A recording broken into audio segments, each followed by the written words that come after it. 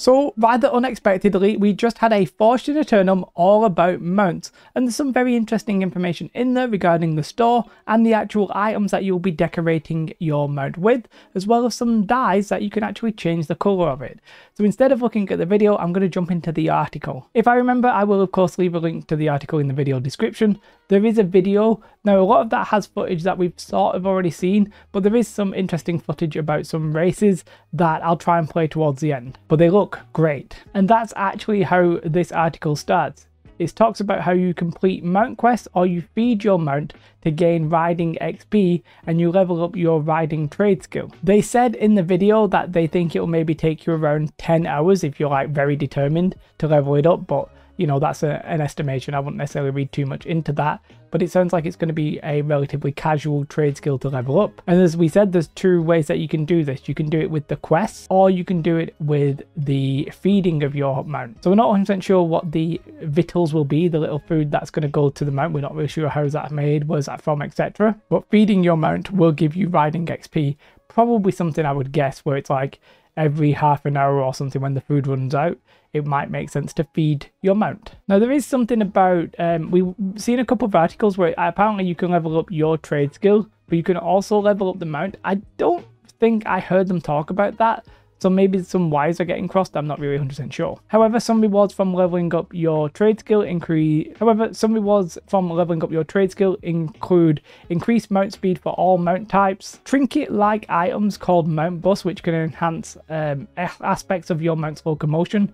So basically, there's two buffs that will actually give you proper in-game buffs, and there's two that are purely decorative. And it's the next one, the mount attachments that are decorative. So for this, one of them is mostly about like your stamina and your speed, and the other is sort of more general buffs, which we'll come on to in a minute. You will get higher tier consumable mount food as you level, and a chance to receive special mounts at set levels, which is really cool to see, because you can buy these from the shop and with Marks of Fortune. There are two types of events when it comes to mounts. You can do like these time trial races, or you can do quests as well. You're probably going to do both. So you can conquer mount-specific challenges across Aeternum for additional rewards. A little bit vague, but I think these are just sort of like specific quests to specific mount types. You can complete mount quests to befriend and unlock new animals. We basically know that you get one at 25 to unlock horses, you get one at 45 to unlock wolves, and you get one at 65 to unlock lions. And then there are basically two types of time trials. And if you do these, you get riding XP,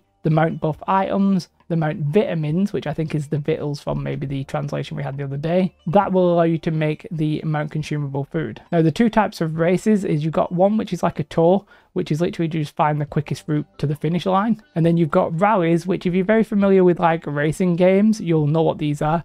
Basically it's going to be like you have 10 seconds to get to the next checkpoint, and if you get there in time, you will have another 10 seconds to get to the next one. So you can sort of fail these if you're not quick enough, but you have to go through the checkpoint to checkpoint. Really cool. I like the sound of both of those, very happy with that. And then for the customization, I think inevitably we're going to have some people kick off, but I don't really think there's any need to, because you know, it sounds like the basic mounts are going to be free basically, and then there's going to be, you know, different decorations you can buy on the store. Hopefully you can get different decorations in game as well beyond just the quests, and hopefully you can get different mount varieties in game as well beyond just the quest. But I'm not really sure if they're going to drop or anything like that. But it says here that you can make each mount your own with nicknames, attachments, buffs, and dyes. All items can be equipped to any type of mount, and you can explore the mount collection menu to personalize your new ride through the following options.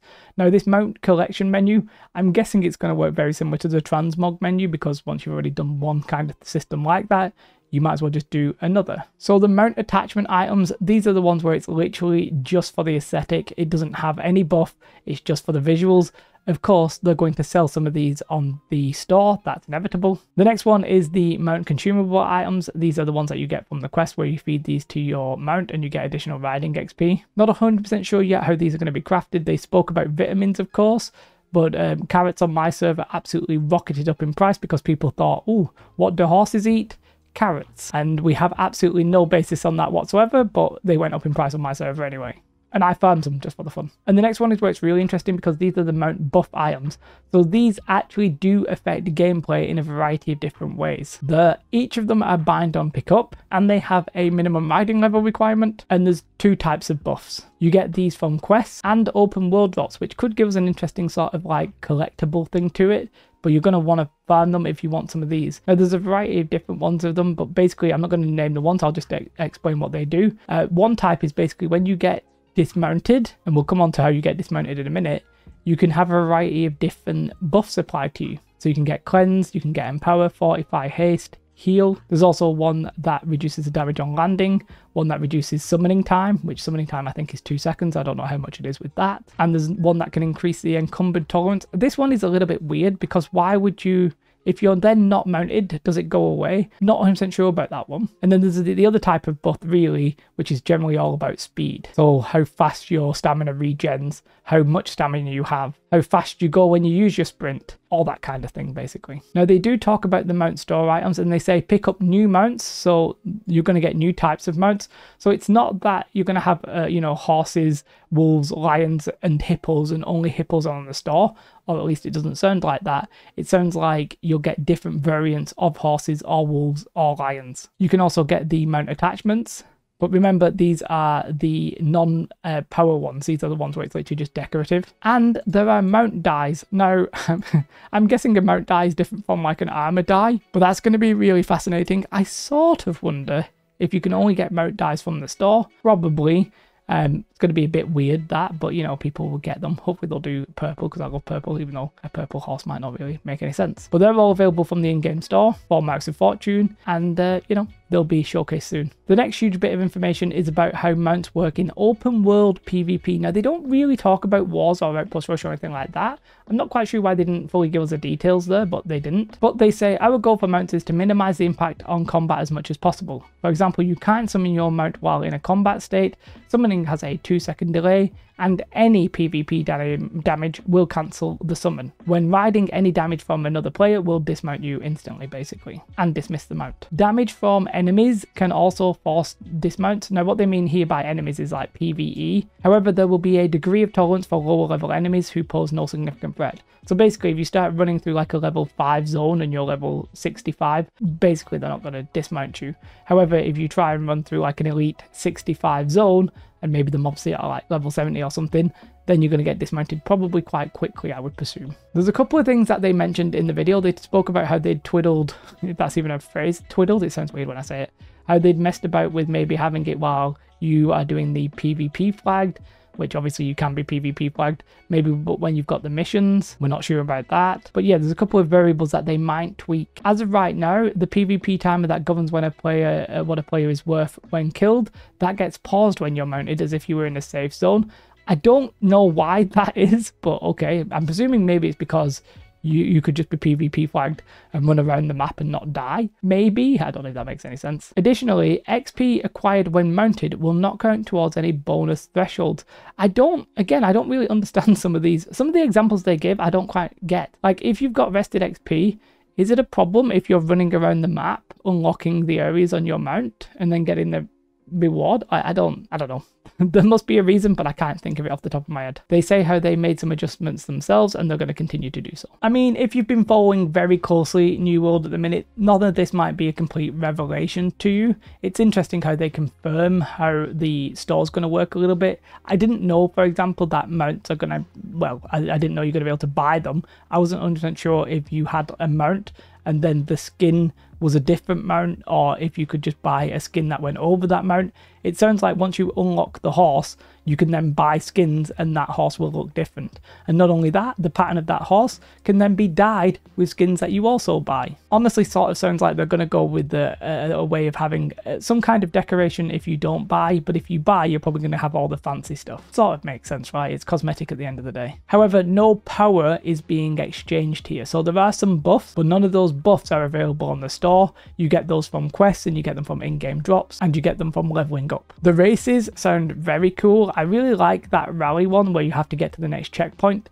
Yeah, I'm a bit of a racing game enthusiast myself and I really like that one. The specific buffs when you get knocked off your mount are interesting, like cleanse, fortify, Even haste could be interesting, the heal, so that if you do get knocked off, you're not, the damage that you just took to get knocked off is like less. Yeah, really interesting. Very curious how the variables will work with the actual speed, like the dash capacity, the power and stuff like that. We'll see if there's like just a maximum optimized way, or if actually your player preference can sort of take an effect. They did mention, and it's not in the article, but they mentioned it on the video, that basically the speed at which you're going faster, they said maybe around 5 or 6 times. He didn't have the number right offhand, but he said you're going to go 5 or 6 times faster.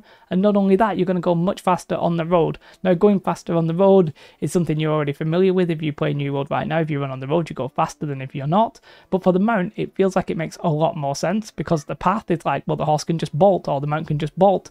Whereas if you're going through all the like grass and stuff like that, you're not quite going so fast. And that goes back to the racing, because if you are racing, you know, you might want to decide, oh, well, I'm going to stay on the road here, or I'm going to shortcut and boost over this little shortcut here, and that will be the most like optimal time. Really, really fascinating stuff. Actually, I really like the way that this all sounds. I think that covers everything. Inevitably, there might be some things that I've missed, but maybe not. Maybe I covered it all. I'm not sure. Either way, mounts are looking like a very in-depth system.